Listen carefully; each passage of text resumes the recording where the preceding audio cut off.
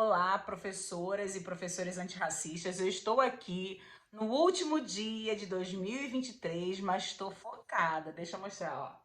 Eu estou aqui na minha releitura desse livro maravilhoso de Sueli Carneiro, que fala sobre dispositivo de racialidade, a construção do outro como não ser, como fundamento do ser. Esse livro é muito importante para a minha pesquisa de doutorado, que fala sobre como era essa educação para as relações raciais antes da Lei 10.639 e como tem sido feito esse avanço ou não dessa educação para as relações raciais depois da lei. Então, eu quero entender como era antes da lei, como é que os professores de história atuavam, né, falando sobre histórias e culturas afro-brasileiras e como tem sido feito essa promoção dessa narrativa depois da lei, para a gente perceber se existem ou não, de fato, avanços dentro dessa nova proposta de uma educação que é sobre a obrigatoriedade de se ter dentro da sala de aula, né, histórias e culturas afro-brasileiras, africanas e indígenas. Então, eu gostaria muito de refletir com vocês sobre o conceito de dispositivo, porque quando se fala sobre dispositivo já se pensa uma relação de poder.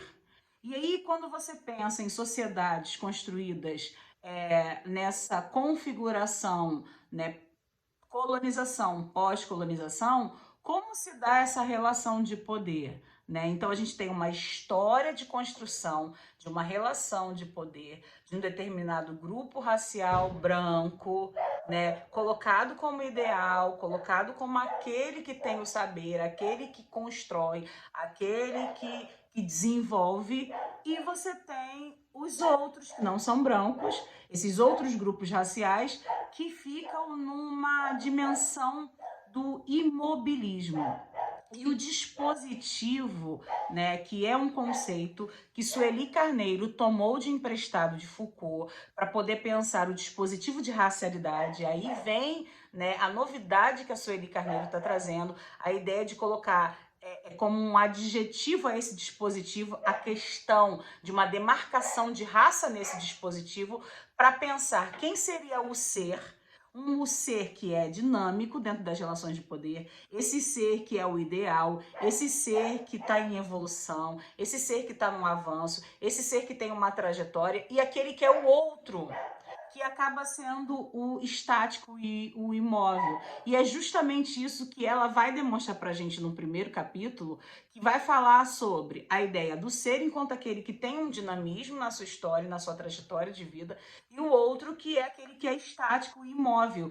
E toda vez que eu estou estudando algum conceito novo, ou toda vez que eu estou estudando sobre essas temáticas, né, que para mim são muito importantes, porque eu sempre reflito a minha prática de sala de aula, esse é o meu objetivo. Estudar todos esses conceitos acadêmicos e pensar como eles estão reverberando dentro da sala de aula. E aí eu comecei a pensar o quanto os elementos históricos, o quanto as personas históricas, né, que atravessam livros didáticos ou as nossas narrativas, elas aparecem dessa forma dentro desse dispositivo de racialidade, onde o ser branco tem uma dinâmica e esses outros grupos raciais são estáticos. Como isso aparece? Os brancos nos livros didáticos aparecem como um movimento na história.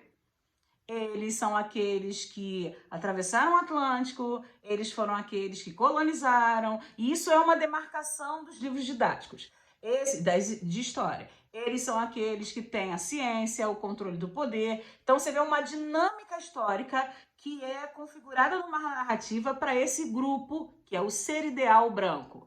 E quando você vai falar sobre esses outros grupos raciais, eles estão estáticos na história. Eles sempre aparecem como? Os negros sempre são falados naquela memória da nossa história da escravidão. E ficam paralisados enquanto aqueles que sofreram a escravidão, A gente, quando chega no pós-abolição, por exemplo, a gente não coloca uma dinâmica de resistência, a gente não coloca uma dinâmica de se projetar em sociedade através das agendas e das suas demandas de agenda para a sociedade, para a nação. A gente sempre coloca esses grupos raciais que não são brancos imobilizados dentro de uma cristalização, de uma objetificação dentro da história.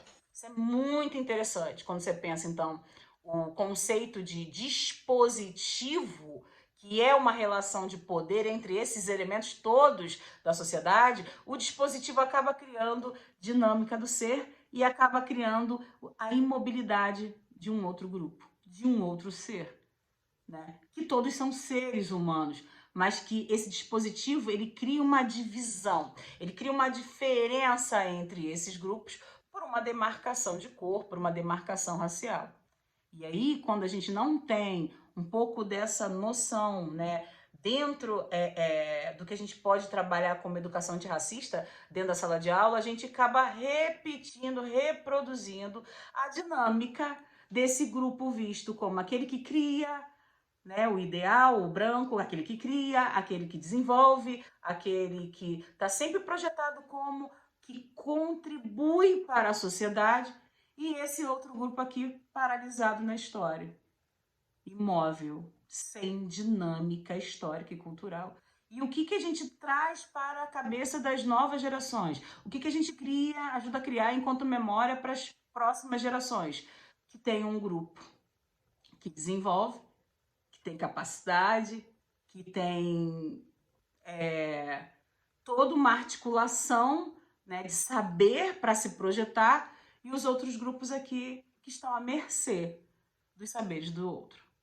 Então, para 2024, eu desejo a todas, todos e todos os professores, esses que têm essa garra antirracista, para levar para a sala de aula toda essa mudança de projeção histórica, de reconfigurar mesmo, de fazer uma nova narrativa, de ter novos olhares, de promover mais problematizações e questionamentos históricos sobre esses grupos raciais que são colocados enquanto minorias, mas são maiorias minorizadas por conta de toda essa estrutura hegemônica racista que projeta privilégios para os brancos e projeta e realiza, né, falta de oportunidades para os negros e indígenas. Beijo grande, tchau, tchau.